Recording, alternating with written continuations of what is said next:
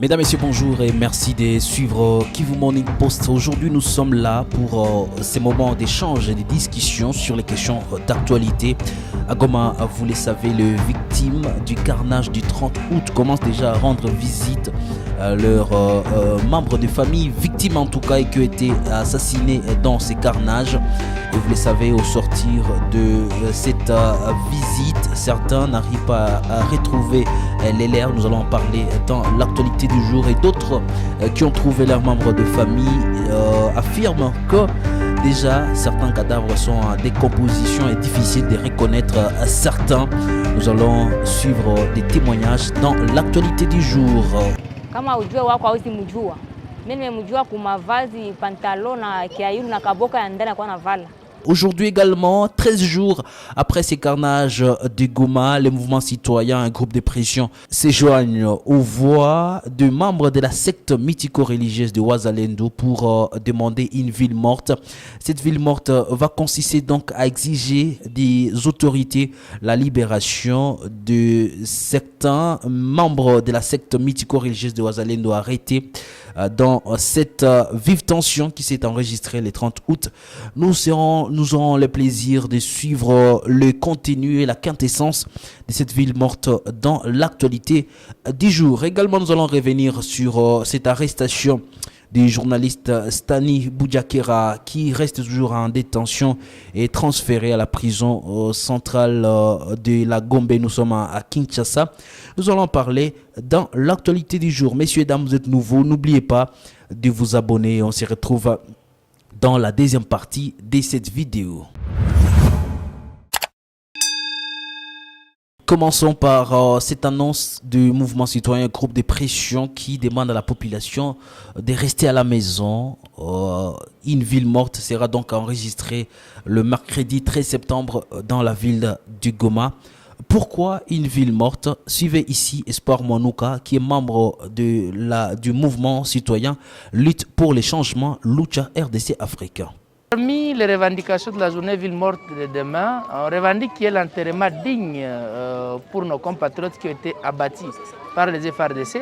On demande que toutes les personnes qui sont aux arrêts soient libérées, puisque nous considérons que ces personnes sont arrêtées arbitrairement, ils n'ont rien commis comme faute.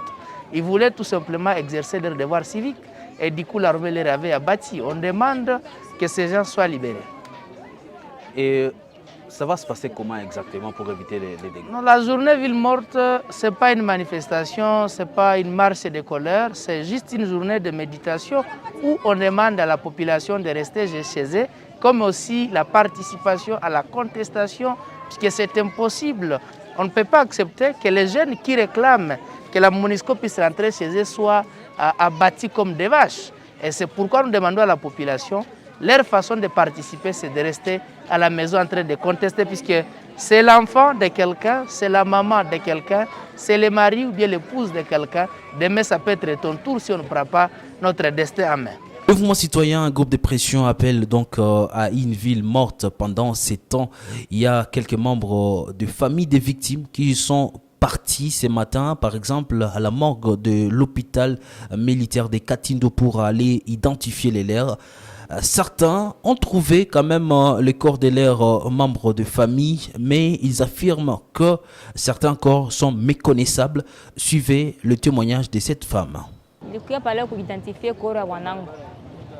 Nimejua kwa mavazi alikuwa anavala, nimekutana ni yeye. Ndio. Hali ya mwili iko namna gani? Vraiment hali ya mwili iko mbaya sana. Kama ujue wako hausi mjua. Mimi nimemjua kwa mavazi, pantalon na kiairu na kaboka ya ndani kwa navala. Mimi nimeona kama huyu ni wangu na vikomo mikono. Sasa jana tuliongea na wewe ulisema kiko na besoin hata bwanako. Leo unamwona maoni yako iko namna gani? Maoni yangu ni hii. Gouvernement itwale responsabilité wale watu wananiachia. Mimi naniachia watoto watatu. Banasoma, banakula, wanavala. Ameacha nyumba ya kupanga. Hapa siwe nifanye nini? Yeye alikuwa faraja nyumba yangu. Alikwenda tumika anataka kidogo watoto wanakula na wanasoma. Hapa gouvernement hiyo sitankamatia watoto nitafuta kwa kuikala.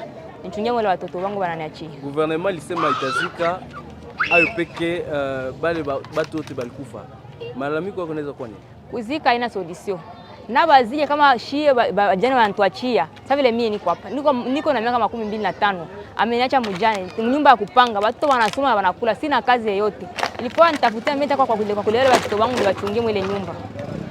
D'autres personnes ont du mal jusque-là à identifier et appellent le gouvernement congolais à prendre soin de bien garder, à respecter le mort.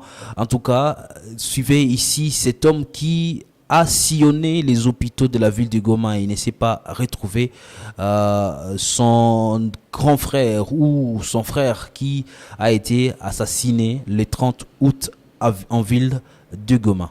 Jusque-là, je n'ai pas encore trouvé. Nous avons déjà au moins passé presque partout, mais nous ne parvenons pas à trouver notre corps. Oui, c'est un papa, père de famille, il avait 3 enfants et une femme qui jusque-là n'est pas encore trouvée.